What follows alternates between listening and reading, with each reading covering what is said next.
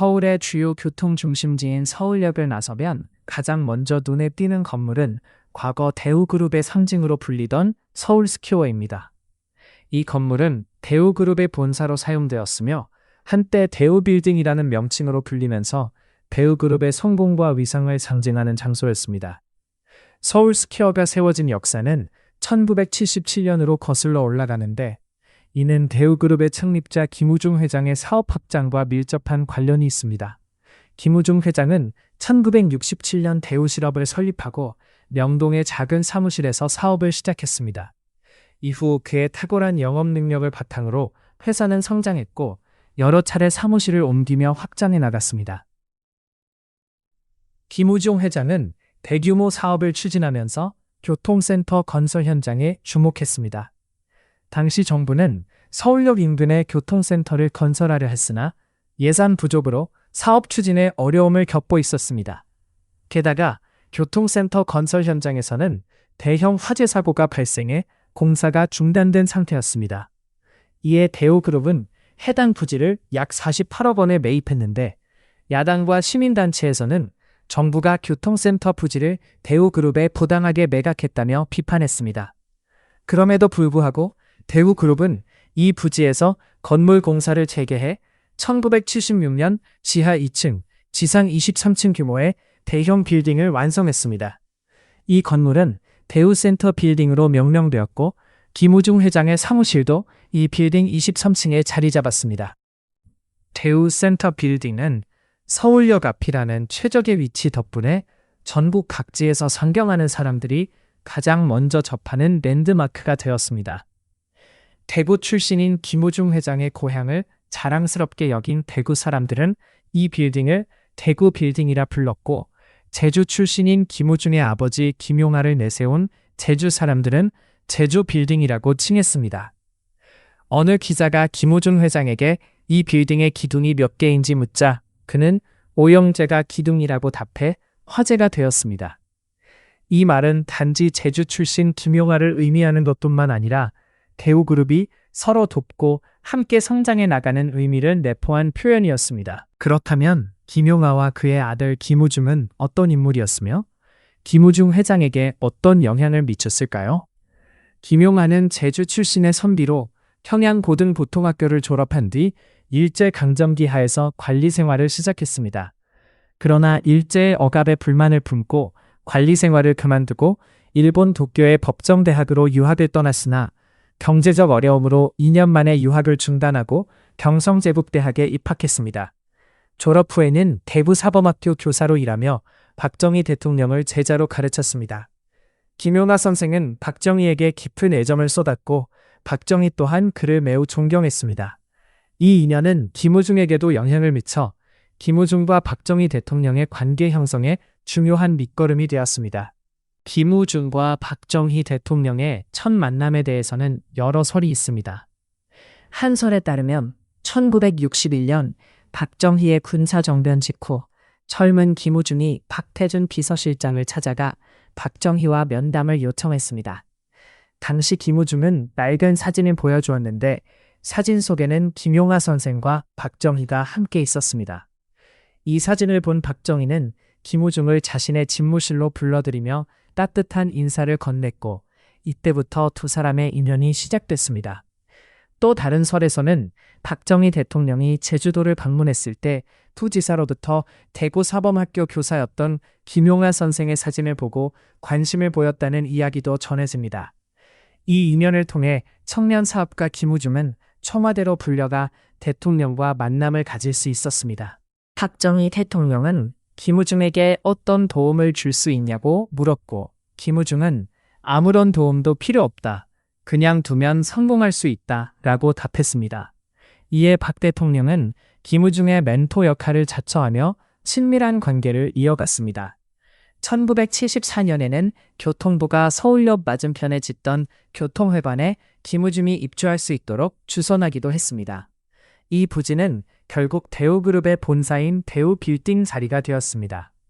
박정희 대통령은 대우빌딩 지하에 있던 일식집 홍학을 자주 방문하며 김우중과 술잔을 기울였고 두 사람의 친밀한 관계는 비서실장과 경호실장 등도 놀랄 정도였습니다. 1976년 김우중은 오포조선소를 흡수해 대우중공업을 설립했는데 이 결정에도 박정희 대통령이 깊은 영향을 미쳤습니다. 박 대통령은 김우중의 결단력과 미래 사업에 대한 비전을 높이 평가하며 김우중 그 사람밖에 없어. 그 사람이 아니면 안 돼라고 말했습니다. 이러한 두 사람의 관계는 미국 CIA 보고서에도 기록될 정도로 특별했습니다. 2017년 공개된 CIA 문서에는 김우중과 박정희 대통령과의 관계가 개인적인 도움으로 사업 성공에 크게 기여했다는 내용이 담겨 있습니다. 김우중 회장의 아버지 김용환은 교육자 생활을 15년간 이어갔으며 해방 후에는 대구 사범학교 초대학장을 역임했습니다. 이후 문교부 수석장학관, 용산고등학교 교장, 서울대 상대 교수 등을 거쳤으며 1949년 제주도지사를 지내기도 했습니다. 그러나 도지사직은 1년도 채우지 못하고 내려왔고 1950년에는 무소속으로 국회의원 선거에 출마해 제주개발론을 역설했습니다. 김용하 지사는 한라산 케이블카 설치 등 제주도 관광 개발을 주장했으나 당시 주민들의 지지는 얻지 못했고 선거에서도 낙선했습니다. 한편 김용하 선생의 부인 전인환 여사는 평안북도 영변에서 탄광을 운영하는 부유한 집안 출신으로 엄격한 할아버지의 반대에도 불구하고 기독교 신앙을 지켰습니다. 그녀는 서울로 올라가 이화여전 보육과에 진학해 졸업 후에는 영변에서 유치원 교사 및 수학교, 피아노 교사로 활동했습니다. 당시 그녀의 제자 중에는 대한민국 최초 여성 변호사인 이태영이 있었으며 이태영은 전인왕 여사를 늘 웃는 얼굴과 아름다운 몸매를 가진 천사 같은 선생님으로 기억했습니다. 전인왕 여사는 결혼 전에는 기독교 신앙에 전념했으나 존경하던 선교사의 충고를 듣고 마음을 돌려 김용하 선생과 결혼했습니다. 두 사람은 1930년 정동교회에서 결혼식을 올렸으나 김용하 선생은 이전 결혼에서 아들을 두었고 전처와 사별한 상태였습니다. 전인환 여사는 김우중을 포함해 여러 자녀를 낳고 안정된 가정을 이루었으며 한 번은 남편과 함께 어린 김우중을 안고 중국으로 여행을 다녀오기도 했습니다. 김우중의 가족은 비교적 풍족한 환경에서 자랐으나 한국 전쟁이 발발하면서 큰 시련을 겪었습니다. 가장 김용하 선생이 납북되면서 전인왕 여사가 홀로 어린 자식들을 키워야 했고 그녀는 자식들에게 기독교적 윤리와 도리를 가르치기 위해 노력했습니다. 식사할 때 단정하게 앉도록 하고 남의 물건을 함부로 만지지 말라는 교훈을 강조했습니다. 가난하고 어려운 시절에도 자식들에게 항상 절제된 마음가짐을 심어주었으며 때로는 회초리로 스스로를 버리면서 자식들을 가르치기도 했습니다. 전인왕 여사와 자식들은 6.25 전쟁 당시 대구로 피난을 갔고 어린 김우중은 신문 배달로 가족 생계를 도왔습니다. 그는 시장에서 신문을 가장 많이 판 신문 배달부였으며 남들보다 먼저 신문을 뿌리고 돈을 받는 방식을 사용해 높은 판매 실적을 기록했습니다. 그러나 비나 눈이 오면 일을 할 수 없어 어려움도 많았습니다. 어느 날 늦게 집에 돌아왔을 때 어머니와 동생들이 밥 한 그릇으로 굶으며 잠들어 있는 모습을 보고 김우중은 자신이 밖에서 사온 어묵으로 배를 채웠다고 회상하였습니다. 김우중은 자서전에서 당시 가족과 자신이 서로 거짓말을 했지만 가장 힘들었던 피난 시절이 가장 행복한 시기였다고 회상했습니다. 그의 형 김관중은 6.25 전쟁 발발 후 64기로 군에 입대해 엘리트 군인으로 성장했으며 전두환, 노태우 등과 동기이자 친기였습니다.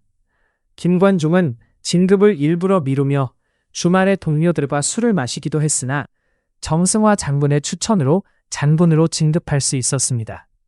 그는 1981년 중장으로 예편 후 대우그룹에 합류해 기업가로 변신했습니다. 김관중은 대창기업을 운영하며 회의를 짧고 간결하게 진행하는 것으로 유명했습니다.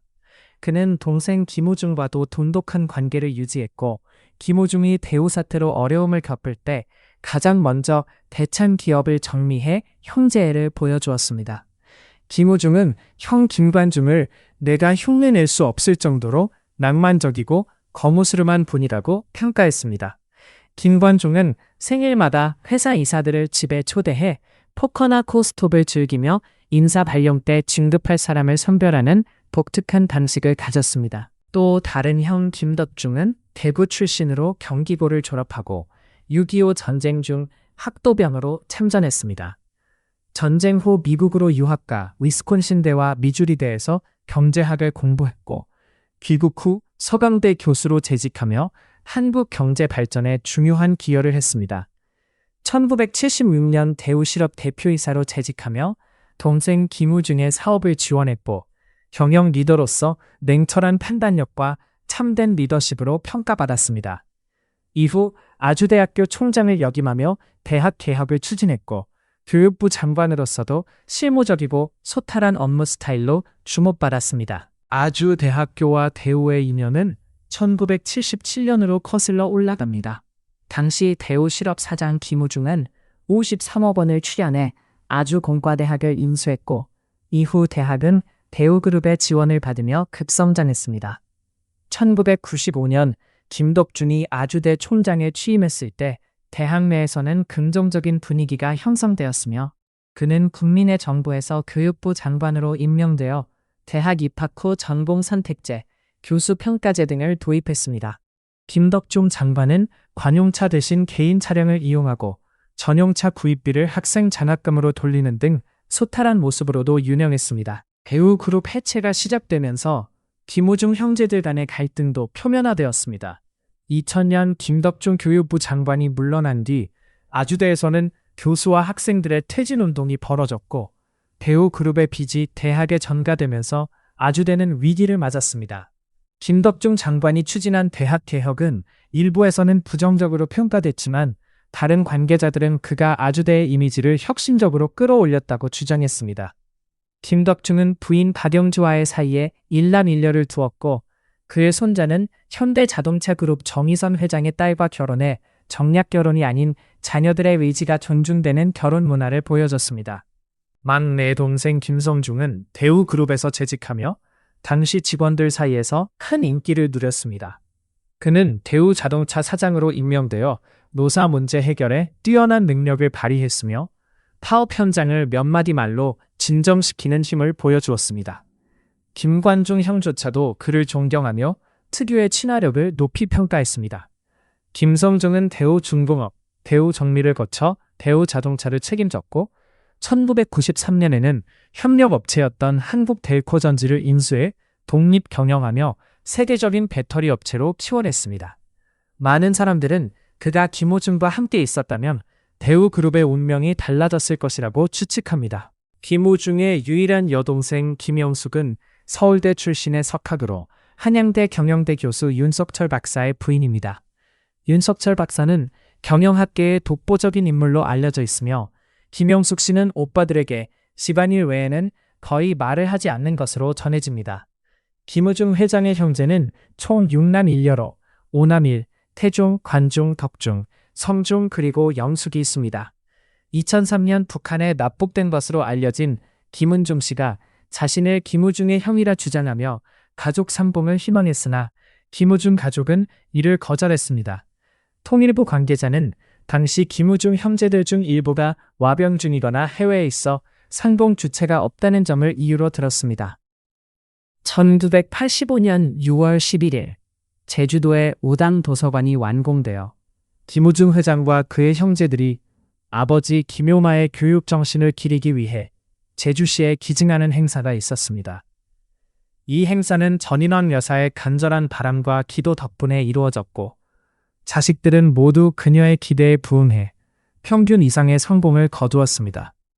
김우중 회장은 어머니를 정말 자랑스럽다고 회상하며 어려운 시절 혼자 힘으로 자녀들을 대학까지 키운 어머니의 희생과 헌신에 깊은 감사를 표했습니다.